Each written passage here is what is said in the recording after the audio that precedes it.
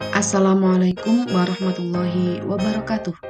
Kami dari kelompok 4 terdiri dari Ana Subekti dari SD Negeri Banjarharjo, Eko Dewi Sulistiawati dari SD Negeri Trayu, Rina Fitriana dari SD Negeri 2 Giripurwo akan menyampaikan tugas ruang kolaborasi modul 3.2, identifikasi aset atau modal pemimpin dalam pengelolaan sumber daya. Identifikasi aset utama di daerah Kulon Progo bagian utara, Girimulyo, Kalibawang, dan Samigalo. 1. Modal manusia. 2. Modal sosial. 3. Modal fisik. 4. Modal lingkungan alam. 5. Modal finansial. 6. Modal agama dan budaya. 7. Modal politik. 1. Modal manusia. Kepala Dinas sebagai penanggung jawab kegiatan di jenjang pendidikan dasar, memberikan perhatian langsung kepada sekolah. Pengawas, memberikan pembinaan kepada sekolah. Penyampai informasi dari dinas ke sekolah.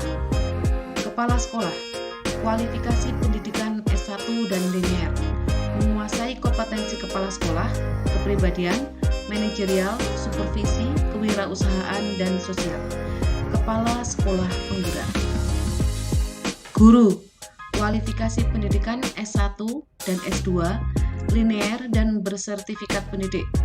Guru penggerak memiliki keterampilan khusus panjat tebing sebagai fasilitator CGP. Tenaga kependidikan, kualifikasi pendidikan SMA dan S1, menguasai aplikasi dan IT, memiliki keterampilan di bidang olahraga. Murid, latar belakang heterogen, minat murid di bidang seni dan pramuka, santun dan ramah. Modal manusia, wali murid, latar belakang heterogen, sebagai pengusaha, sebagai pengajar ekstra agama di sekolah, dan memiliki keterampilan memasak. Komite, mendukung program sekolah sebagai fasilitator komunikasi sekolah dengan wali murid.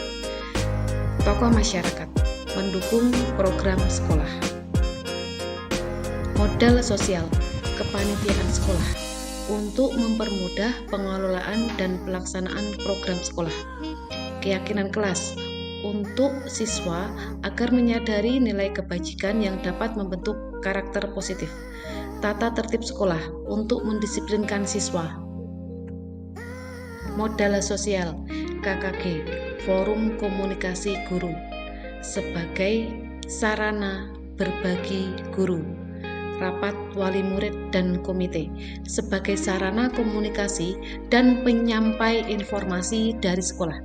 PGRI, sebagai organisasi profesi guru. Modal fisik, adanya gedung yang terdiri dari gedung kelas yang dapat bermanfaat untuk proses belajar mengajar, gedung perpustakaan yang digunakan untuk tempat belajar siswa, musola sekolah yang dapat dimanfaatkan untuk beribadah, ruang UKS yang digunakan untuk siswa apabila sakit, tempat parkir yang luas, kantin yang dapat dimanfaatkan siswa untuk jajan yang sehat, LRC yang dapat digunakan untuk rapat, lapangan yang luas dapat dimanfaatkan untuk anak olahraga dan upacara, lahan kosong yang dapat dimanfaatkan untuk bertanam sayur-sayuran, jaringan internet yang memadai, toilet dan tempat wudhu yang memadai, serta tersedianya air bersih yang memadai. Modal lingkungan alam, dekat dengan area persawahan, dapat dimanfaatkan sebagai sumber belajar, terutama tentang pemenuhan sumber makanan pokok dan jenis profesi. Dekat dengan lapangan, dapat dimanfaatkan sebagai sumber belajar di luar kelas, misalnya pada mata pelajaran olahraga atau sarana belajar yang berbasis game. Dekat dengan peternakan budidaya lele dan peternakan kambing, dapat dimanfaatkan sebagai sumber belajar terutama tentang budidaya ikan lele dan kambing sebagai mata pencaharian penduduk dan sumber protein. Dekat dengan kolam renang, dapat dimanfaatkan sebagai sumber belajar terutama mata pelajaran olahraga yaitu renang. Dekat dengan pasar, dapat dimanfaatkan sebagai sumber belajar terutama belajar tentang jual beli. Dekat dengan pom mini, dapat dimanfaatkan untuk sumber belajar terutama belajar jual beli dan matematika perhitungan.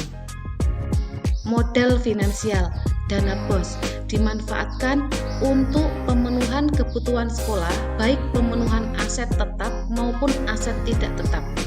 Uang kelas, hasil menjual sayur yang ditanam di sekolah dijadikan sebagai kas untuk kebutuhan kelas.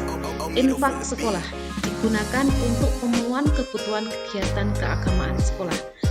Kantin dan koperasi sekolah, keuntungan dari koperasi dan kantin dapat digunakan untuk kegiatan sekolah. Modal finansial selanjutnya yaitu dana sukarela komite, dimanfaatkan untuk pemenuhan kebutuhan sekolah yang bersifat insidental dan tidak dapat dibiayai oleh dana BOS. Modal agama dan budaya, KUA. Sekolah dapat meminta bantuan kepada KUA untuk mengisi acara pada kegiatan keagamaan di sekolah, misalnya menjadi pembicara pada saat pesantren kilat. Kesenian daerah, siswa dapat mengembangkan bakatnya dan tampil pada kegiatan tertentu. Gamelan digunakan siswa dalam belajar seni karawitan. TPQ, Taman Pendidikan Al-Quran, yang ada di setiap dusun sebagai tempat membangun karakter religius siswa. Pondok pesantren atau ponpes, sekolah bekerja sama dengan pesantren dalam bentuk pembelajaran ekstra agama. Pada saat itu, siswa datang ke pondok pesantren 1 kali dalam seminggu. 7. Modal politik, puskesmas. Kerjasama sekolah dengan Puskesmas dalam program BIAS atau Bulan Imunisasi Anak Sekolah serta pemberian obat cacing untuk menjaga kesehatan murid. Polsek, kerjasama dengan Polsek dalam kegiatan sosialisasi keamanan, bahaya narkoba, dan ibu memanggil. Bank, kerjasama dengan pihak bank terdekat dalam kegiatan program menabung siswa.